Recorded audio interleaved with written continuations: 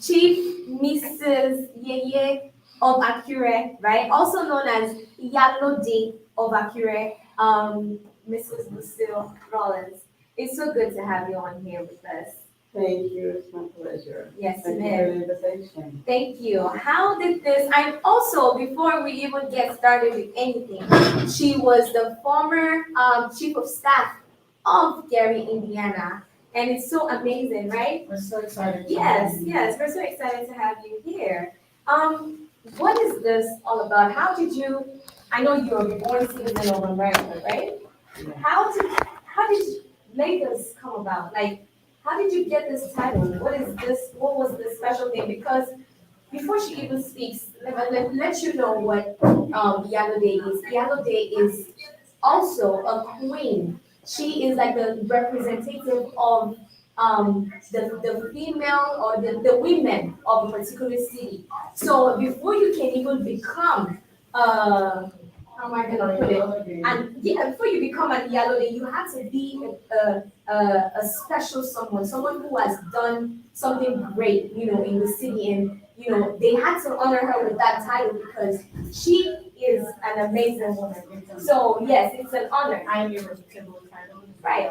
And then just wanted to know how this whole thing Started, yes, yes. What was it? Tell us. Back in 1985, I was the administrator at the Gary Airport.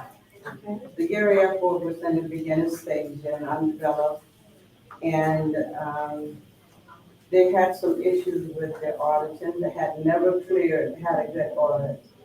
And I was contracted by the airport board at that time to come in and clean up and get a good audit. So I did that, and it was like headlines, Gary Airport gets its first clean audit, and the FAA released millions and millions of dollars for airport development. After that, Mayor Barnes ran for mayor, Thomas B. Barnes ran for mayor, and he won. He reached out to me and said, great job, I need you up here with me. And at that time, that was a no-no, because I really wasn't interested in working in politics. Wow. So he said, I know that there are many, many people that are probably qualified to do this job, but I trust you, I trust your spirit, I trust you do a righteous job. And prior to that, Mayor Barnes had been our family attorney, he was an attorney, and he had been our family attorney for a few years. So I knew him probably because of that private sector. So reluctantly, I became his chief of staff in 1988. And shortly after that, like in 1990, a group from Chicago came over and wanted to set up a sister city with Lagos and the city of Gary. At that time, Gary, and still is, Gary was 85% Black residents. And they thought that a sister city with our city and understanding, coming together, understanding the culture of American Black and African natives was essential to future business. So they met with Mayor Barnes, and he was interested in doing that. He thought, well, I think it's a good idea. But then he had, of course, go through the political and receive their blessings for doing this. So on the state level, on the local level with our council people, the state level, the federal level, there were a lot of pushback and him doing this. So he had thought about it, he made it on, and he called me in. He said, I thought about this. I can see where this can be advantageous for us and for Nigeria. I want to do this. So I need you to find out why we shouldn't. And so he gave me the assignment to investigate all the reasons why we shouldn't do this. Um, it sent me on a 2-year research, um, state level, federal level, international, other countries that versus the cities that doing business in America. I had to get the highest clearance through our federal agency to be able to do this. So that was achieved. I got to speak with attorney generals and the governors, et cetera, all the hierarchy that had to weigh in on this. And I also had to use my own judgment and looking into what the other sister cities are doing and why were they not getting pushback. Did we get pushback? Without going into the negative, I saw that and I made my recommendations to them. And I said, I think we should do this. The division here appears to be on purpose. The knowledge that I had found out, what we were told about Africa and what you were told about us was totally unreal. Totally unreal. Absolutely. After I gave you my report, he says, and that's what we did. And we started to set up um, delegations. We thought, I recommended to him, in order for us to do this, we need to bring the political regimes together, Africa and America. So, under the leadership of, at that time, Prince uh, Adeniji. Prince who? Adenichi.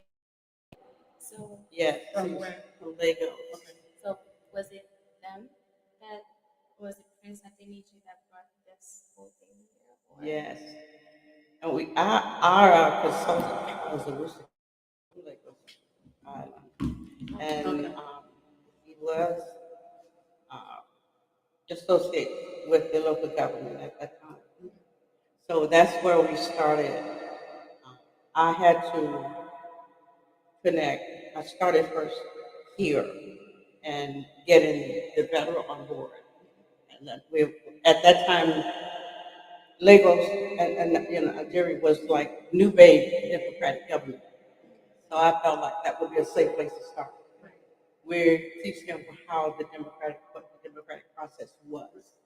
And doing that, we wanted to learn on the federal level, the state level, and the local level.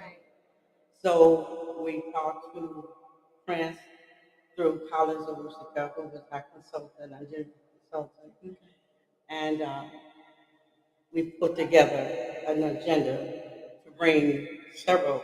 We had several delegations from there here.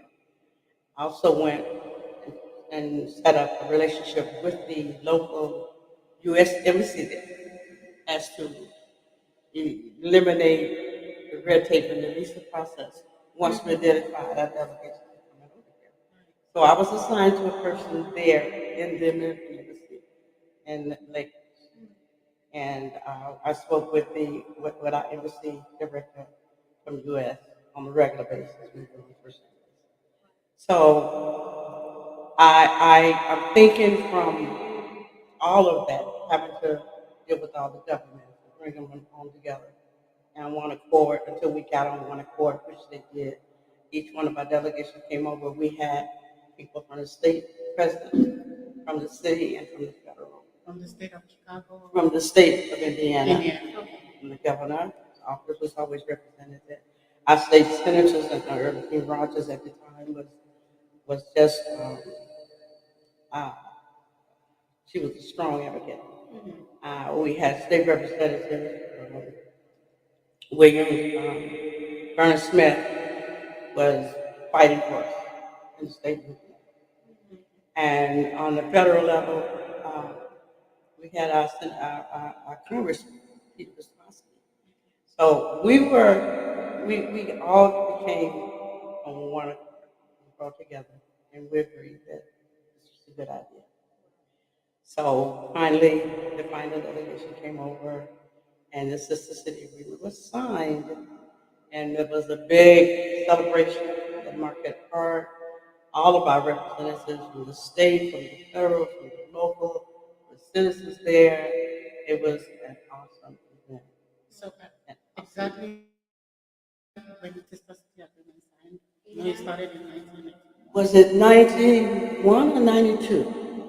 Don't quote me. My granddaughter, Eureka, has the original certificate. Okay. Okay, that date is on there. Okay. And our city council president signed, and the mayor signed. We had a signing ceremony. It was quite a day. So you're saying it took about 5, 6 years? It took about 2.5 years. Oh, okay. So it was eight. About 2.5 to 3 years. It's about 2.5 to 3 years for us to get to that point. But there was a lot of good work done. Wow, that's Yeah. good. So And during I was the under. You were on the cover. on the On the cover I was the for undercover agent. I'm the one who's going from country to sta- country. state state to federal and interviewing and talking and receiving um, information on what they felt and why they felt it, and documentation that supported that or didn't support that. Uh, I So had a lot of, you had a big role. it was, You had a big role because ultimately the decision is up to you. yeah, Whatever you find out is that's what they're all gonna go with. my boss, Barnes, who wanted this to happen, his decision was going to be made on what I recommended. Wow. He trusted me with that. So we thank you for this. We thank you. this was a big deal for you. It was a great deal.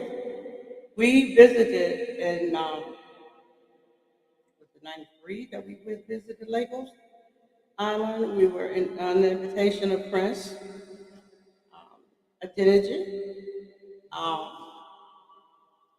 Also did a glory. We visited Abuja. Wow. And it was quite we were there for 9 days. We had a delegation of 15 people. And as the chief of staff of the city of Gary, I was responsible for keeping every one of them in order. Wow. So I didn't have as much fun as they had Oh yeah. because I was working. Yeah, I was working. And it was uh, very, very, very interesting. I think Mayor Barnes, who's not able to be here today for this interview, he's ailing and recovering. Um, I thank him for trusting me. I thank him for his vision. And I thank you guys, my granddaughter Dorica, for picking up the mantle. She's entitled her journey, repairing the breach. And that's exactly what it is, because there was a breach. Right. Okay? There was a breach in our people as we was taken from our homeland in chains. There was the breach, there was the breakdown. So we didn't really know where we came from, just from what happened over here. You didn't know what happened over here. Right. So there was a breach. And I'm inspired by her passion and her vision to repair the breach. And this is the beginning. I love it. I thank you all for your interest and your energy. Continue to move forward and repair this breach. Is so important on a cultural level, on a personal level, on an economic level. If you can imagine the power, the empowerment of our people on both sides. Once we know who we are and our individual strength, that if we can accomplish what we have accomplished, um, not being emotional. Think So about, imagine, think imagine about if that. it would be a force. It would be a force to be reckoned Yes, with. it would. I wanted Yes. to ask you a question. Okay. I wanted to ask you what you felt when you first got to Lagos, knowing that this was where your ancestors were taken from years back. What was the first feeling you had? And how did you kind of marry it with what you were doing at that time? When we first arrived at the airport, uh, they were waiting for us. The government was waiting for us, the U.S. government, along with the Lagos local government, and security was very high. So I was like in awe of everything that was happening. We went down to take the trip, took us to the village, and then all the people that were waiting to welcome us, the little children, and they were saying, "Welcome home. So glad to see you. Welcome home." And they was running along with the buses, the transportation that was carrying us, and it just broke my heart. It broke my heart, and I felt humbled. Wow. I felt humbled, and I felt inspired at the strength of our people who at the villages who did not have a lot. Right.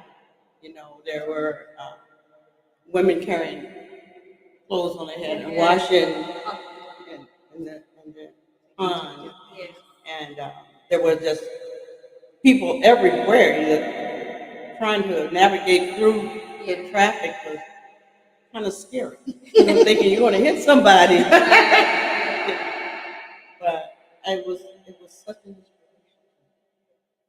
And even in Akure, where my chieftaincy was given to me, there was a young lady in the audience that looked just like me. And she kept saying, she was way in the back, and she kept saying, "Sister, sister, I want to meet her. I want to meet her. That's my sister." And I could hear her, but I couldn't see her. And finally, they let her come up. And my God, I was floored. I was floored. I got her name, and I gave her my card. And we tried to stay in touch. I don't know what happened, but the connection broke down through the letters and the writing. Yeah, but she looked like my family. Yeah, that was very touching. So I When, wanted to. before we go on any further questions, we would like to take a musical break by Hillsong.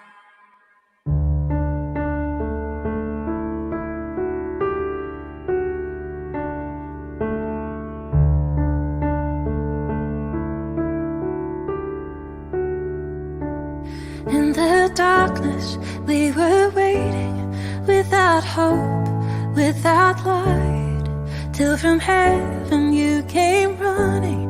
There was mercy in your eyes to fulfill the law and prophets. To a virgin came the word from a throne of endless glory to a cradle in the dirt.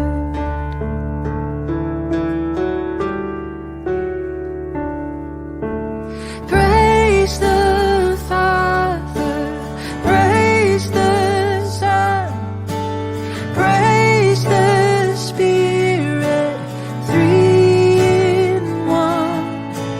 God of glory, majesty, praise forever to the King of Kings.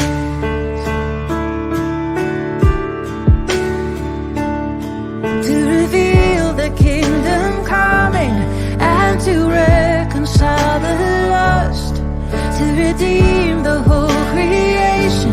You did not despise the cross, for even in your suffering you saw to the other side, knowing this was our salvation.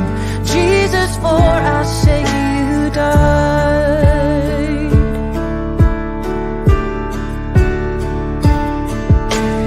Praise the Father, praise the Son, praise the Spirit, three in one. God of glory, majesty,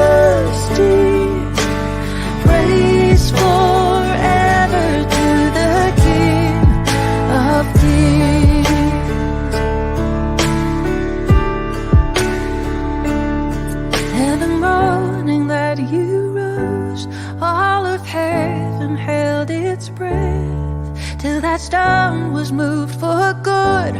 For the Lamb had conquered death, and the dead rose from their tears, and the Welcome back from that music, a great Hill song. So honestly, it has been an honor speaking with you. You're a very great musician, and her experience from Nigeria We were alone, very like, excited about that tells experience. that she's a very patient individual. Look at her speaking so soft. You see how she went through that? She saw people talking, Right. the hustle. That is the hustle. That is the Right. life. That's how it is. Even if you go there now, I bet it was actually better back then. Now, oh, you should see it. It's good, but it's the life. It's the hustle. And we're you glad know? that you took this on as something that is a great deal. Right. And that's the reason why we're sitting here today. So going off of that, we just wanted to ask you how the whole chieftaincy thing came about. How did it happen? What led up to that? Well, now that's an interesting question because it was our consultant who filled all the information, fed all the information to the local government there, uh, to the OBA, and felt that what was happening at that time was happening because of my determination, of my fortitude, and continue to fight through the red tape and push back. We got a lot of hierarchy pushback. He felt that I was responsible for that. That was the chieftaincy was a total surprise. I didn't know that before I got there. It's usually not something they tell you because they see what you're doing.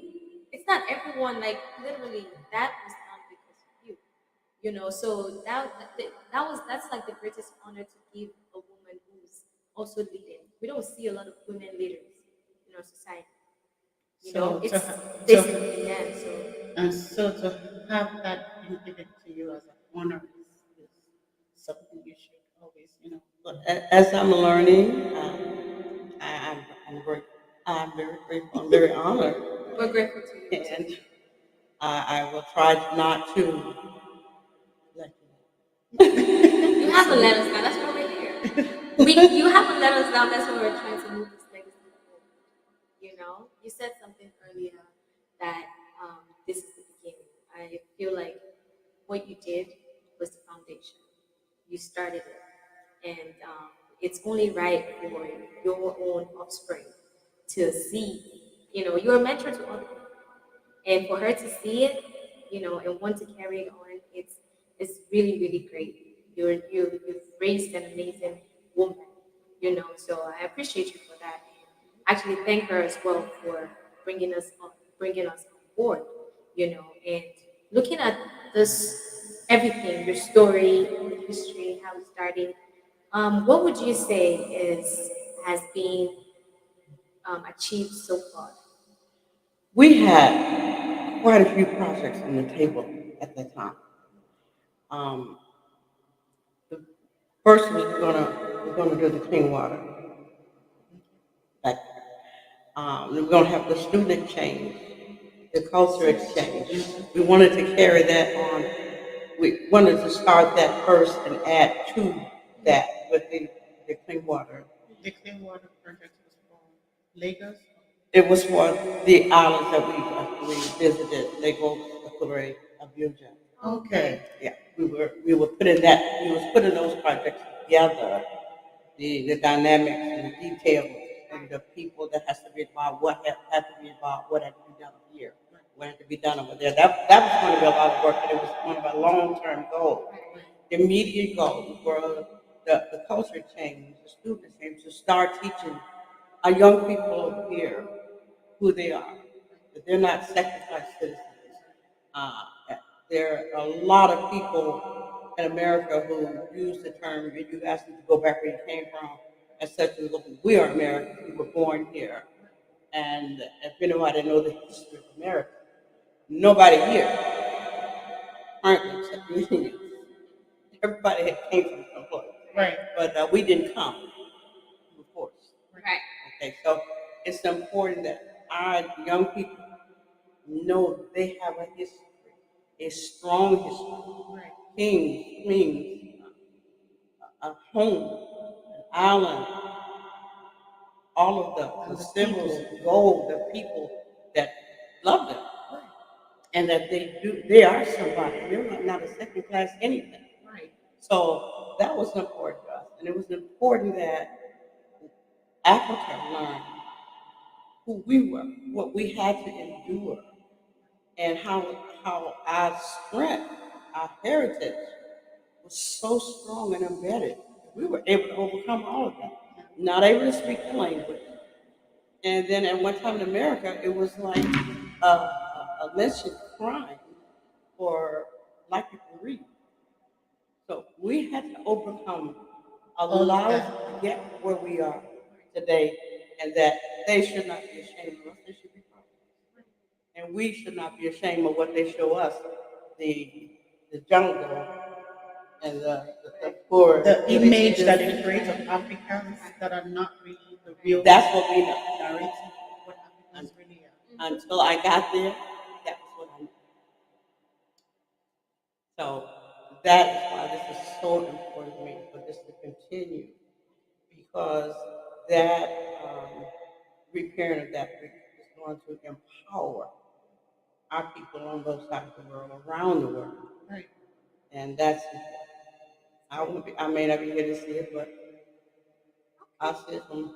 Yes, yes, yes, absolutely. And I believe with the way you look, the way you walk and talk at this age, I'm sorry, you're gonna be here to see it. Yes, You I will am. be here I'm to a see young it. 81 years. I'm only 81. Look at you, look at you. You look so beautiful. I'm only 81 years old. I only got. You're what only. I She got- said only. I like that. That's good. That's good. So, looking at Gary, right? We're able to took a tour, and it's an amazing, beautiful. But I want to ask you, back then, was was Gary like? What was Gary The like? devastation was not as profound as it is now. Okay. Yeah, we were on the brink of turning Gary, renaming Gary into a tourist. That's what it is. When was that? What happened with our projects? We didn't make any more dent in what we had started out doing. Um, you remember Aviola? Yes. That happened, and the political climate changed, Ooh. and we lost the connection. And then Mayor Barnes did not rerun. For election. Had he run again, Wow. had he run again, we only did 8 years in office. Had he run again, then we would have built on that. But no one has built on that since, because no one knew how to build. You had a Didn't know vision. where to start. Okay, so that's why it was like that. But Gary, with Lagos, Akure, Abuja, probably some more cities, but that's what we were working at. The vision back then was to create economic exchange, as to help rebuild Gary, and mutually beneficial rebuild those cities, help bring those cities up and what they were lacking as well. And that would be an economic empowerment arm that would elevate all of us. Both. There were plans also for an African village right here in Gary. Wow. Yeah, and Yeah, we had to talk about yes, we had identified the types of shops that would be here, just in the village area. The restaurant we Like the China. love. Yes, that. that is exactly Just right. having an African village that just reflects Africa in a We Yeah. saw that vision Original, yesterday. right. Yes, It was, with artifacts, clothing, Yeah. the whole The culture. the Yes. whole culture. just like how it is. Yeah, and our children would go over there and learn, Right. and your children would come over here and learn. And we were creating those partnerships with the Ivy Tech and the Indiana University at the time. But as I said, under the Sister City Agreement, we did have one of our engineers who was, we brought over a Wusika, who is still at the Gary Sanitary District, came over to learn about the clean water system that was going to be a part of the group when we go over there to build. That never happened, as I told you, with the political dynamics at that time. So, Right. and then Mayor Barnes leaving office. Right. But I have Awusika is still at the there's an engineer at the Gary Center, who's the brother of our consultant, Collins. Wow. That was kind of done. Oh, So we had plans to do a lot of that. so As far as these plans, are they like highlighted? Are they written out? Is the vision still there? it's in the We have it in a blueprint. it's in the city of Brownline. Oh wow, that's good. So it's up to You us. have a roadmap to follow. Wow, Yes. And good. part of the reasons why we're here today is not just to talk about these things, but look for ways to really get everything that has been written down by yourself and the delegation, the team that you have worked with, to just bring it together. Right. That's why we're doing this. That's why we're having to come back together and talk, have this vision, and we're ready to put our hands up and to get this work. That is so awesome. Well, Dorica has the original agreement. Absolutely. So we're going to be speaking with Eureka. Yeah. We're gonna hold you We're accountable going, for it. we're going to be bringing our You know? board and just Yes. talking to her about what the next vision, what is the vision going forward, and where we want to be. Yeah. Well, I would love to be a part of it as long as I can, and to probably help guide me in some we need areas, that. wisdom, but the energy is the youth, and we need you. Yes. And I thank you so much. Thank you. What's the relation between Gary and the Sister City Project as of now? Like, what is the relationship? Well, right now, since we did it on a government level, that's how it has to be brought back. It was our local government, the mayor, and the Gary City Council that signed the Sister City Agreement. So, in order to jumpstart it, I mean, really fast, or to move, we need the City of Gary aboard. And right now, that's not the number one interest right now. It has not been brought together. I think with information that you guys are seeking and start to publish and advertise, that it may create some interest. Um, Also, my gratitude to Senator Melton, who on a state level, because that's important. That's very important that our state get involved. Right. And he's involved right now, which will bring the city in. So you're starting in a very good place. You're in a very strong place right now to move forward. So, what are the challenges that you think we're going to face having to work on this project? Well, there are new dynamics in the federal side as well, in the U.S. Things have changed on the federal level. Um, you need to have, and I will, I'm Senator Melton will help get that meeting with our congressman and get him educated and on board with the vision and how it is going to prosper Gary, and not only Gary, but Lake County. Oh, Lake County, Indiana, period. Because we have the airport, We have the best transportation. We have a port. And should we get, we have the Jackson family Right. home here, from here. And we have others that are interested. And we had begun to bring all of that together. Together. Yes, yes, we had Michael Jackson on board, visited their home in LA right before we got out of office in December. And he wanted to build an amusement park, like the Universal Studios.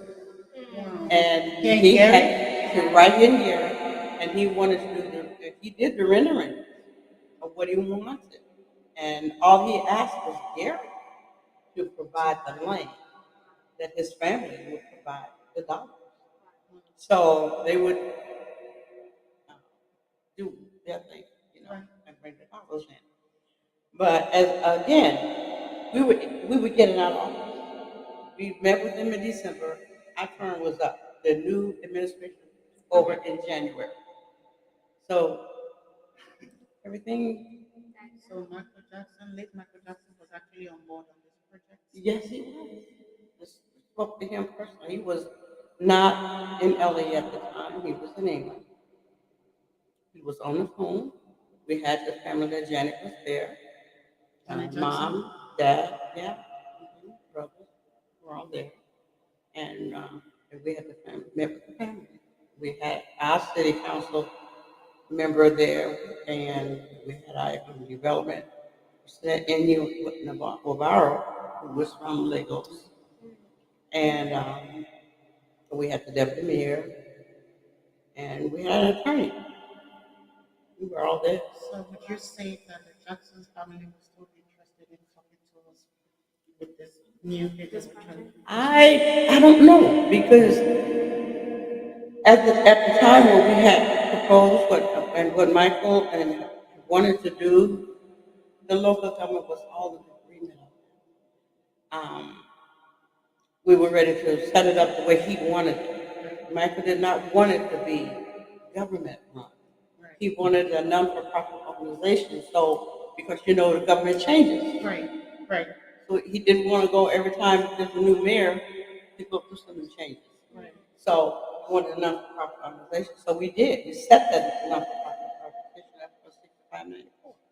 There was Set it up. there We was set it up the way he wanted to set it. Okay. But it was not carried out. Was the Jackson's family involved in setting up a Yeah, nonprofit? they gave us directions on what they wanted, how many members they wanted on that board. We set it up with their input. Okay. Yeah. Thank you so much, ma'am. Right now, we're going to be going on a commercial break by Steve.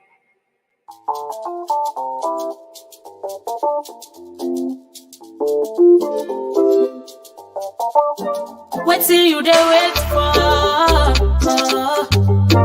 You no need to stress at all, at all. Say if I don't for us.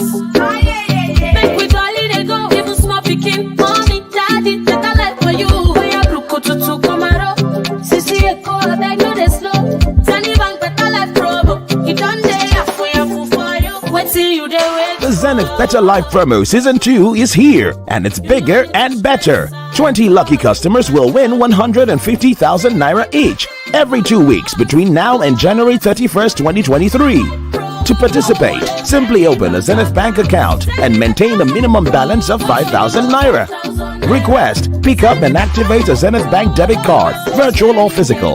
Download and register on the Zenith mobile app or sign up for the star 966 hash easy banking service, and you could qualify to win. For more information, visit www.zenithbank.com/betterlife.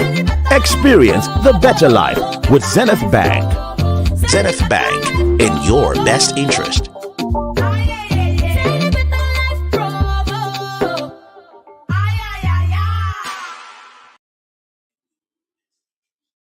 You are welcome back. That was a commercial break from Zenith Bank, and it has been, a very, very great experience sitting down here and learning so much from this iconic woman right here.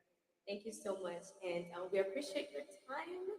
We appreciate you leaving your comfort zone to come out here, and I like the fact that you still want to move the vision forward. You know, it's a theme, it's a huge thing that you started, and it's great to go down in history forever. So we appreciate you for that. We would bring right now. We have with us your granddaughter, Miss Dereka Rollins, and we would like her to join us on stage.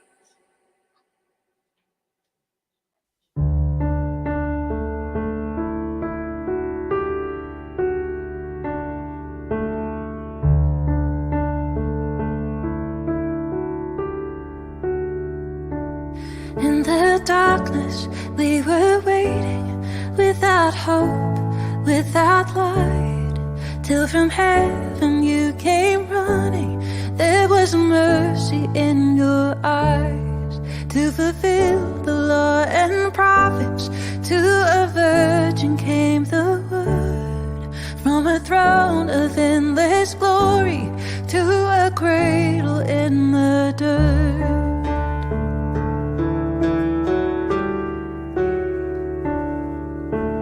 Praise the Father, praise the Son, praise the Spirit, three in one. God of glory, majesty,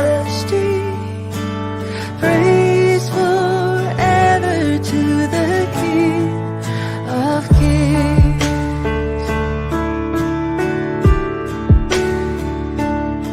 To reveal the kingdom coming and to reconcile the lost, to redeem the whole creation.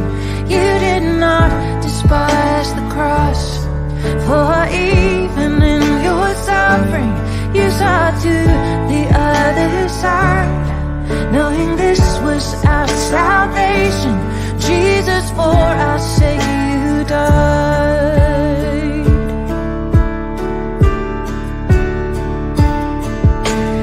Praise the Father, praise the Son, praise the Spirit, three in one.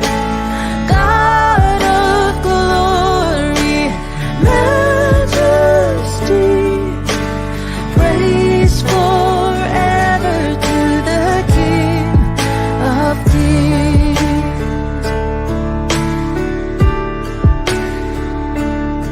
And the morning that you rose, all of heaven held its breath, till that stone was moved for good, for the Lamb had conquered death.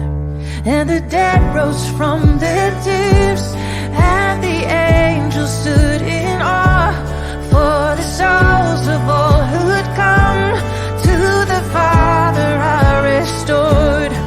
And the church of Christ was born. Then the Spirit lit the flame.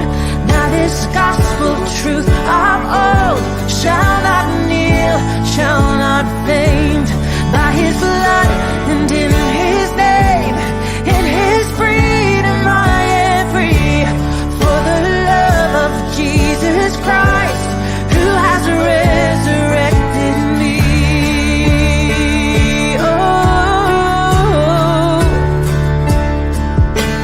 Praise the Father, praise the Son, praise the Spirit, three in one. God of glory, majesty, praise forever to the King of Kings. Praise forever to the King of Kings.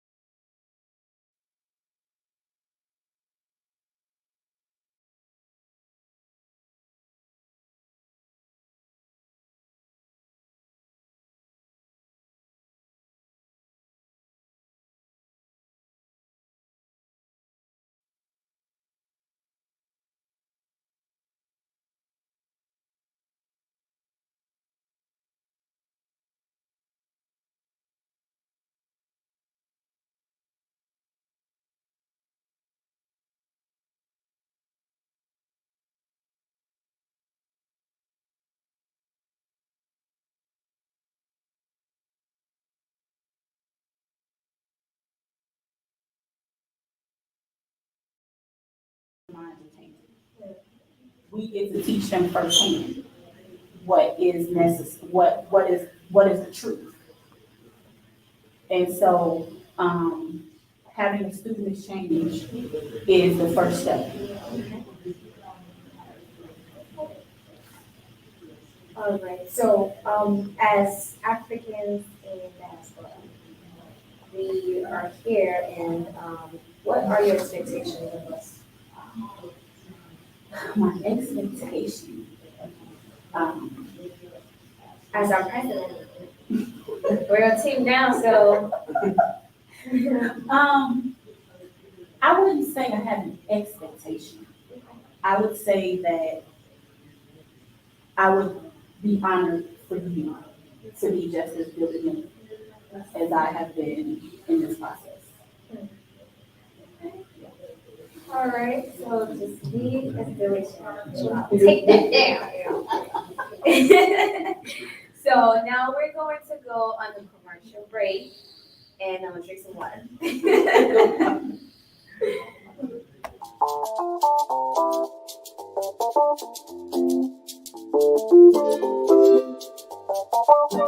What till you dey wait for? You no need to stress at all, at all. Say if I don't dey fast. Make we dolly dey go, even small pikin, mommy, daddy, take a life for you. Oya bruku tutu komaro, sisi eko abeg no dey slow. Tani bank better life promo, you don dey yafu for you. What till you dey wait? The Zenith Better Life promo Season 2 is here, and it's bigger and better. 20 lucky customers will win 150,000 naira each every 2 weeks between now and January 31st, 2023. To participate, simply open a Zenith. Because I'm here.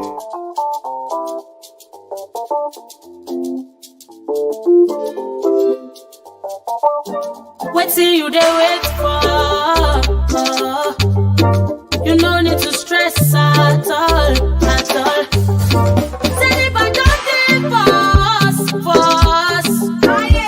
Make we dolly dey go, even small pikin, mommy, daddy, take a life for you. Oya bruku tutu komaro, sisi eko abeg no dey slow. Tani bank better life promo, you don dey yafu for you. What till you dey wait? The Zenith Better Life promo Season 2 is here, and it's bigger and better. 20 lucky customers will win 150,000 naira each every 2 weeks between now and January 31st, 2023. To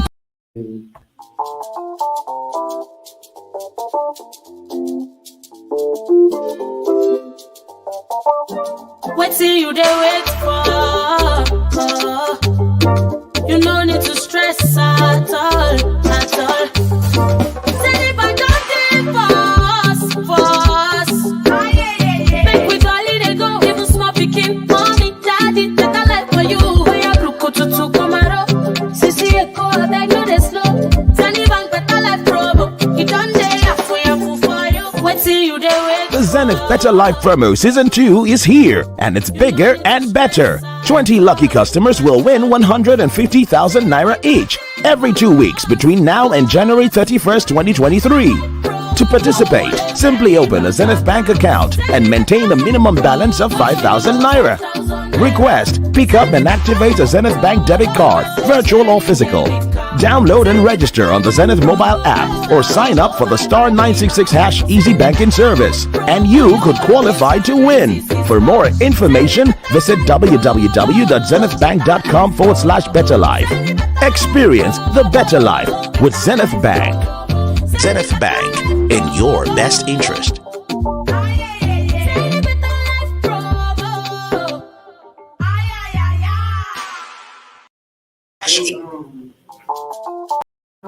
Welcome back on that short commercial by Zenith Bank. Right now, we're going to be rounding up. I want to say thank you so much. Thank you. We really appreciate you. I cannot thank you enough, Ms. Lucille, for giving your time, and speaking to us about history and how we can move this forward. We appreciate you, and thank you so much. We love you. We love you. We love what you do, and we love everything you do. I love you guys. Thank you so much. Also want to thank Air Barnes again. Yes. I want to thank Senator Early Rogers, they were all a very strong part of this history. Our council person at the time, Chuck Hughes, and he's now over their chamber. Also, would like to remember, he's deceased now, Councilman Hayes, who actually signed the Sister City agreement. I want to give honor and respect to them. So thank you. I want to say thank you to my children who were very supportive at that time. In fact, my son, Alexander Kofi, he is a reggae artist. His first music I took over there when we went to visit, and it was real accepted, real loved it. So we're gonna say hi, Kofi, Sandra, Al, Daryl, Derek, those are my children. I can't call my grandchildren names, 17, you guys. My And great the great-grand. grandchildren, I love you, all my nieces and nephews. God bless you, I love you. Thank you so much, ma'am, and thank you so much, Ms. Erica. We're gonna have Ms. Nova come up on stage and Ms. Monique to talk about the culture, right? African culture, and also they live here in Gary. So thank you.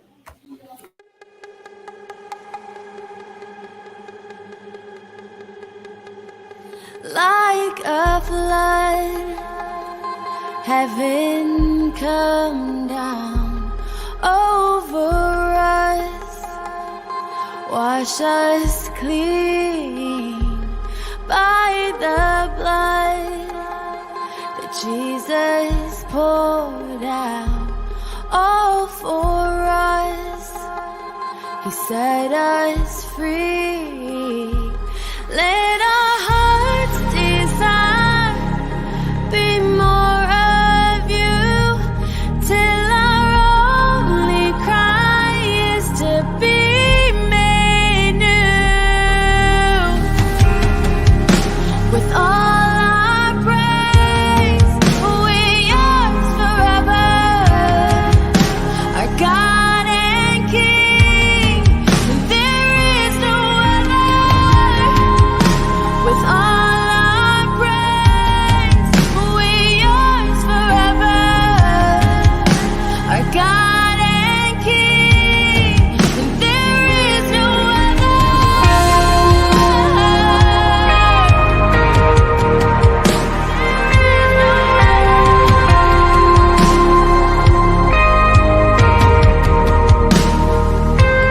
Like a flood, heaven come down over us, wash us clean by the blood that Jesus poured out all for us.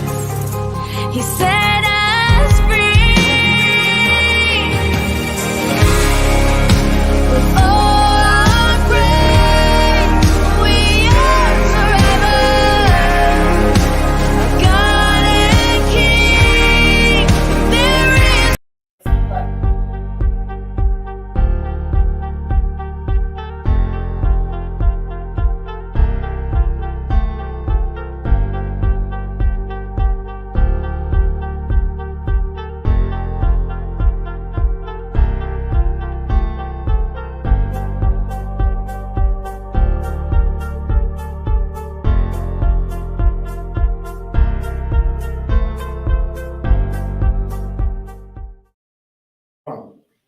So welcome back. We're still on the board conversation. We've been speaking with our various main guests today. And we have with us Ms. Nover, and also we still have Ms. Erica here. Ms. Nover is a resident of Gary, Yes. and an African American that has also experienced the African culture. Yes. I would like to start out by asking you, the theme of this whole project that we're doing right now is Bridging the Gap. To you, what does that mean as an African American, and how, do you think this project can go forward with this thing that we have? So first I want to say bow knee to all of my Yoruba people. Yeah, I want to say what's up to you guys. How far? I think this whole bridging the gap thing is really important because to know where you're going, you have to know where you came from. Absolutely. And in all of this, by learning about Africans, I'm somebody that calls myself a Black American. I don't even call myself African American because I feel like it's so much ancestry and things of the shorts that we don't even really know because a lot of our ancestry was lost at sea. Exactly, was lost in transit. Exactly. So I don't really know. So I like to stand on the nation of being a Black American, and I stand on that firmly. But within that, I'm open to learning about other cultures and things of the sort. And that's enlightened me. That's brought me to a point where I stand in my Blackness with so much pride. Because growing up, all you seen was feed the starving African for $5 a day, and then you meet Africans and you.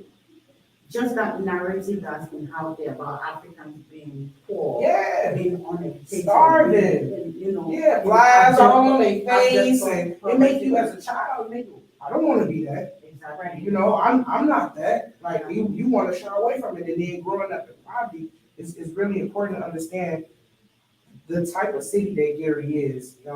We experienced the Great White Flight. We experienced so much systematic racism that goes unnoticed to the eye. The red line and the different things. Indiana is a racist state just to begin with, and then you have this black city with the first Black mayor of any major metropolitan city.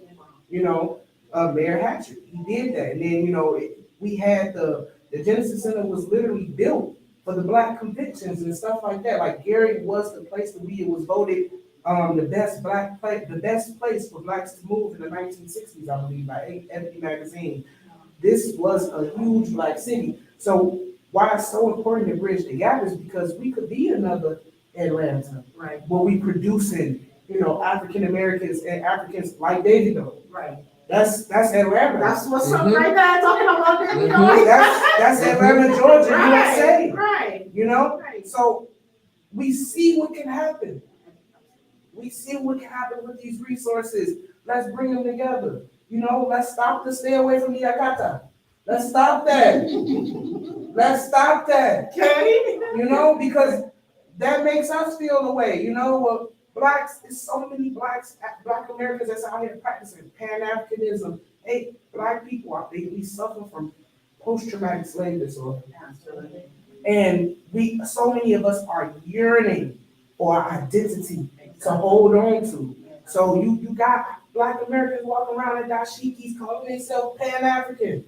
So why not embrace us? Like, I lived in Dallas for a while, so I knew so many Africans. They have a huge Nigerian population down there. And the disrespect that I would be met with until they found out who I was, and kind of took down that wall and let me in. They said, oh, you know what they told us. Like my husband, he's from Oyo States. Wow, Nigeria? Yes, Wow. and I remember when I brought him up here because we met and we got married in Texas. And when I brought him up here, he was terrified. He said, his family, where are you going? You going up there with her? She's gonna kill you. She's gonna this. She's gonna that. He was terrified. After the first week, because first we stayed at my mommy's house for a week, and then we got our house. And he says, why they tell me so many lies? He said, these people are really paining me. They're really stressed. It really stressed me. But it wasn't none of that, So I think if we could just, kind of again, build that bridge. Exactly. That's the reason why we're having this conversation and reenacting this project, because we want to be able to also relate to the African American races and our brothers or sisters. Yeah. What happened had happened, but we can still come together in unity. Mm-hmm. And Gary is the center point for that. That's what we want to be. And Gary is the center point for entertainment for Black Africans, and we need African Americans on board. Yes. And that's why we're talking to you guys. That's why we have you guys on the show, and that's our hopes and aspirations to get this to that next level, the next Atlanta, in the Black City, and just build on it and build ourselves and then just explore. Speaking of Gary and this project, how do you think the people of Gary would receive this? I think that in the beginning you will probably met with a little resistance, and that's only because not even the narrative. People in poverty, they have a certain mindset because they don't think that nobody cares about them. They don't think that, and this is not just in Gary. This is all over the world. Right. You know, again, they say we got the crab in a bucket mentality, but crabs ain't supposed to be in a bucket. Right. They supposed to be in the ocean, Right. right? So we gotta get them out. They don't even know that they in the bucket. And even if you literally put a bunch of crabs in the bucket and you try to turn it over, they gonna start grabbing your hand, Right. fighting you. Trying to hurt you. Right. Right. But it's gonna take us to take a little bit of those bites and dump that bucket over Yeah. and free these people. So how do you think we can get out of this? I think all it takes is the first thing that we can do is through education, Right. through food. Something to Yeah, something to yeah. do. And like me, I have a project where it's my Bridging the Gap project with the diaspora. Since I'm a chef, I'm a private chef. I try to meet people. I have been met with resistance from a lot of Africans. Again, because I think it's that negative stigma. But I've been able to secure some Caribbean people, and I go into their homes and they cook something for me from their native land. I eat it, we talk about the recipe, I show the whole thing, and from there, that leads people to be like, Nova ate it, let me try and see what it's about, but she over there moaning and saying it's good. Right. With the food form, licking my fingers. So they were like, that look kind of good, even if it do kind of look weird to them, it's like, I don't know, she over there licking her fingers too much. It must be something. And then even with dancing, like my little cousins, once they seen the ghetto kids on Instagram doing the dances, it was over. That's what their names are. I'm not, just so people know, I'm not calling them ghetto. It's a group of kids in Africa called the ghetto kids, and they dance really well. When my little cousin seen that, she said, "No, take me to the Afrofusion in Chicago." Really? Take me there. And now we one-legged. Shut us up. Hey! We're doing it, So that, I think those two major things, through entertainment and through food, that's how you can start. And then next is through education. Those two things are, the ways of education today anyway. But then going into the schools. Also, Gary it's houses out here in Gary for a penny. Literally, I'm not exaggerating, literally a penny. And all you have to do is get it up done in 2 years and they will give you the deed to it. So even that, coming and buying houses, taking some of that money, don't go over that to them folks, invest back into your folks. And that's a problem, again, within the diaspora. Everybody, we love to assimilate to white culture. We have to put that to the back and put ourselves first. And that's the three major things. Entertainment, food, education. I really like how you not just summarize this, but you're passionate about bridging the gap. I am. And for us and for Ms. Rollins, this has been the best thing that has ever happened to Mr. Gary.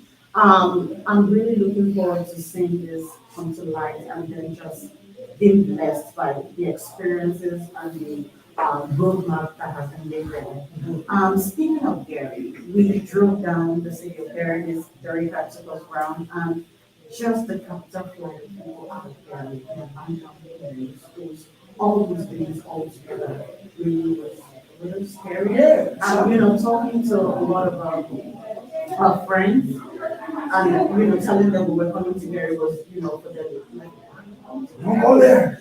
I mean, how that has changed everything. It's like the same narrative we have with the Africans, have Africans, the type of narrative Africans have with African Americans, that they're not, who you want to associate with. It's the same thing with Gary. How do we make this work? How do we bring people back? There are a lot of positive things. like the events that we went to the Hard Yeah, Rock I'm asking so yesterday. you guys can share, because you guys are Yeah. resident here. I So think what so. are the best things that can You you gonna take it know? first? Yeah, I'll go. So yesterday, like we went to the Hard Rock Casino. Right. Instead of Eddie Nelson gave them a tour, Oh, and you know that it's such a beautiful place. And then I'm gonna take you out to the beach later today. And there's some other neighborhoods that have been maintained. It's when I see documentaries about Gary, they always focus on the abandoned buildings. But there's so much more to Gary. There's so much more, and there's positive things happening. There's a lot of land too. Yeah. A lot of opportunities. So much land, opportunity there. And so I think that highlighting those positive things will help change that narrative. And then seeing something like this where you have two Black women from Gary who know about other things outside of the typical mindset, the crab and the barrel mindset. Right. That, we have been exposed to different things. And again, educating people through the culture. But highlighting those positive things, highlighting the positive people, because all the people from Gary are not the same as well. Exactly. So it's almost as if we have a responsibility to represent the city of Gary in another light than what people are used to. Mhm. Yeah. And just to piggyback off of that, I'm not gonna lie, I'm the humbler. I'm the person that's gonna say, hey, if I was to land in Lagos, Nigeria right now, would they try to extort me at the airport? So come to Gary. Period. But at the same time, like I told my husband, it's gonna start with you guys. Because you guys have to make them feel safe, and because you can speak to them in a way that I could never. Just like she could speak to me in a way that maybe you could never, because we share that bond of growing up in the same, neighborhoods and stuff. Like even for instance, one time he gave me some food, and I said, excuse my language, I said, that shit decent as hell. He said, it's not shit. I said, no, that means it's really good. Like from up here, if somebody say something is decent, I mean it's good, like it's really good. But to him, first I was calling it shit, and then I said it was decent. So that was an insult. You know what I'm saying? Right. But if I said that to her, it's that good? Yeah. Yeah. So it's ways that you can speak to each other. Breaking those cultural barriers. Yes. You So gotta break those cultural I think barriers. that if you guys take that, that step forward and say, stand on that front line of, hey, look at me, I'm here. What's happening to me? Am I dead now? No, I'm alive. Right. And then we do the same for them to have them be more accepted. Exactly. And that's what I do. I fight. When I see someone say, oh, like I had a friend, we were talking about an African dish. And I felt she was kind of disrespectful. She said, that dish looked like dirt. And I said, don't say that. She's like, so I can't say food not pleasing to you, it don't look good. I said, that's not what I'm saying. It's how you say it. I said, what if I walk into your grandmother's house and I said, that look like shit? You would kick me out. So it's about how you do it. It's about respect each other's cultures. So I think if we both put that step forward on both ends, the opportunities are endless. So, the last thing I also wanted to ask you was, what was it like growing up in Gary? Did you grow up in Gary? Yes, from Gary through East Side, just so y'all know. But I will say this, I grew up a different kind of way. My family is slightly political. My auntie, God rest her soul, Elsie Franklin. Really? That's my auntie. That's my mother's sister, my legitimate auntie. She was the first Black councilwoman in Indiana. Wow. So I come from a family of more political, and they're not gonna play. You're not gonna be in these streets. You're not gonna be doing all of these things. Within that, though, you can't hide from your surroundings. Right. And you're influenced by things, and But Gary is a great place. We're loving people. We're welcoming people.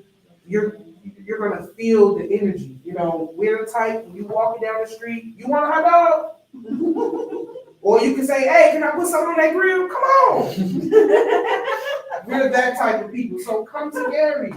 Absolutely. Gary, you want to tell us something about Gary, growing up in Gary, like what the fun things about Gary? Well, I mean, I have to say I was a little privileged, honestly.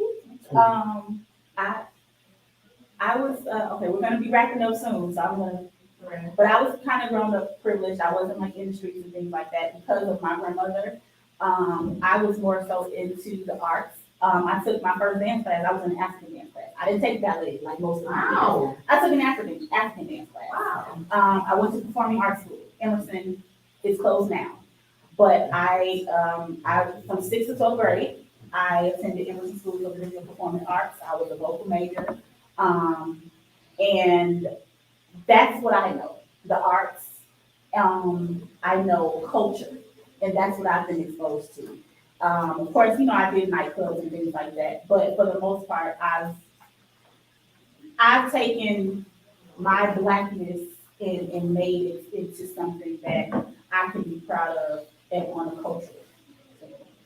So thank you so much. It was really nice, very interesting to hear from Ms. Nova and Ms. Drake about Gary, about the people of Gary. Just being able to bridging the gap and infusing both culture. I like that you're married to a Nigerian. It's great. We'll be going on a commercial break right now by Emirates Airlines, and then we'll be right back.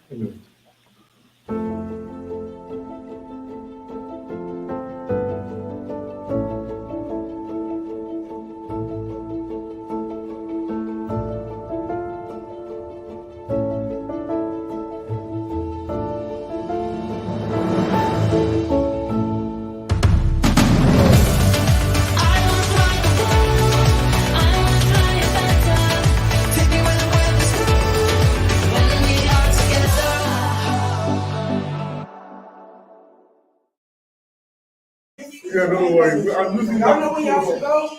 No, this on this. No, what I'm saying. Y'all should go across the street though and get on the rooftop. And that way you can get the whole pan of the city behind you. Oh. You want to show them how to do it? It's right across the street at The bus station? No, it's right.